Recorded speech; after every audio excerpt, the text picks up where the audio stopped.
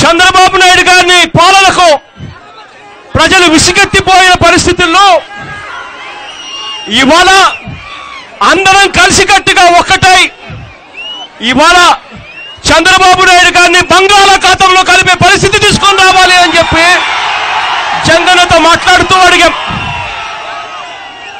ఆ తర్వాత నేను జంగన్న ఇద్దరం కలిసికట్టుగా ఆలోచనలు చేసి గురిజాలలో ఇప్పుడు తెలుగుదేశం పార్టీ ఇవాళ తెలుగుదేశం పార్టీ ఎమ్మెల్యేలు చేస్తున్న దురాగతాలు ఇంత అంతా కాకుండా ఉన్నాయి. క్లబ్బుల దగ్గర నుంచి మైళ్ళ దాకా, ఇసుక దగ్గర నుంచి చివరికి థియేటర్ ఓనర్ల దాకా కూడా ఇవాళ పూర్తిగా రౌడీజంతో నడుపుతా ఉన్నాడు రాజ్యాన్ని. అక్కడ ఇటువంటి దారుణమైన పాలనకు అడ్డుకట్ట వేసేయడానికి జంగన్నతో మాట్లాడుతూ యువకుడు ఉత్సాహవంతుడు మహేష్ని తీసుకొస్తాము, గురిజాలకు పరిచయం చేస్తాము అని చెప్పి మహేష్ని తీసుకొని రావడం జరిగింది.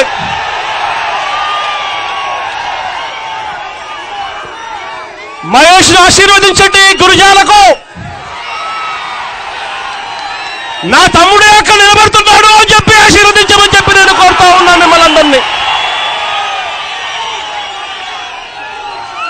నర్సరావుపేటకు మీకు ఇంతకు ముందే పరిచయం ఉండే ఎమ్మెల్యే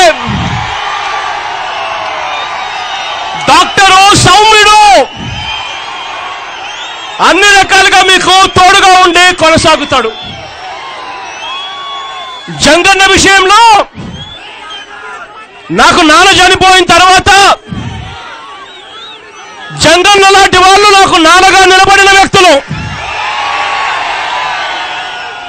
ఎట్టి పరిస్థితుల్లోనూ జంగన్నకు అన్యాయం జరగదు అని చెప్పి నేను చెప్తా ఉన్నా. ముఖ్యమంత్రిగా ప్రమాణ స్వీకారం చేసిన 6 నెలలకే జంగన్న నా పక్కన కూర్చోబెట్టుకుంటా అని కూడా సభాముఖంగా మాట చెప్తా ఉన్నా. చట్ట సభల్లోకి తీసుకొని వస్తాను, నా పక్కన జంగన్నను కూర్చోబెట్టుకుంటాను అని చెప్పి కూడా గట్టిగా చెప్తా ఉన్నా.